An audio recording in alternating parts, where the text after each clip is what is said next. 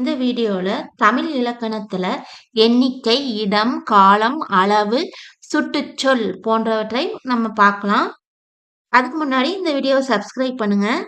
இப்போ வீடியோக்குள்ள போலாம். எண்ணிக்கைன்னா 1, 2, 3ன்னு அப்படி எண்ணிட்டே போகும்ல நம்பர். அதுதான் எண்ணிக்கை. அது வந்து ஒரு முறை, ஒரு தடவை வந்ததுன்னா இங்கிலீஷ்ல ஒன்ஸ்ன்னு சொல்றாங்க.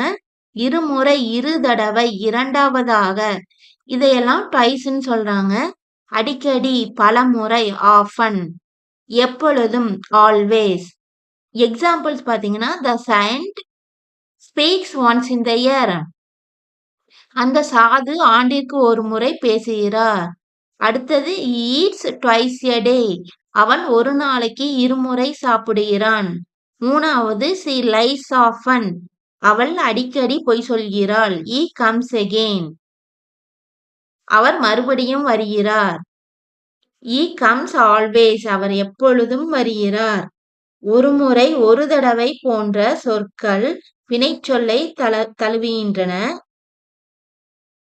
இடம் பாத்தீங்கன்னா பிளேஸ்ன்னு சொல்றோம்ல, அதுதான் இடம். இங்கே, ஹியர், எங்கும், எவ்ரிவேர், வெளியே, அவுட், அங்கே, தேர், உள்ளே, இன். இங்கே வா, உள்ளே வானா இங்கிலீஷ்ல கம் ஹியர்னு அர்த்தம். அங்கே போ, வெளியே போ, கோ தேர். இந்த ரெண்டுக்குமே ஒரே சென்டென்ஸ் தான் வருது, கோ தேர்.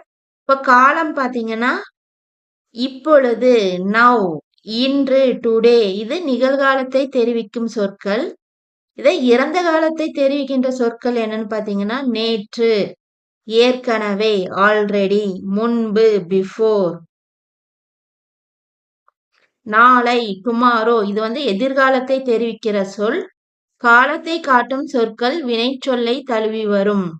அளவு பாத்தீங்கன்னா ஒரு பொருள், அது வந்து ஒரு குவான்டிட்டியா சொல்றதா அளவு.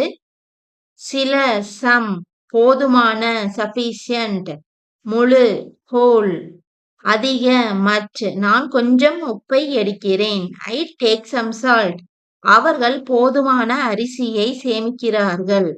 தே ஸ்டாக் சஃபிஷியன்ட் ரைஸ். அவன் முழு கதையையும் சுருக்கி கூறுகிறான். He narrates the whole story. இயற்கை அதிக சந்தோஷத்தை அளிக்கிறது. Nature gives much pleasure. அளவை காட்டும் சொற்கள் பெயர் சொல்லை தழுவுகின்றன. சுட்டு சொல்னா இந்த, திஸ், அந்த, தட்.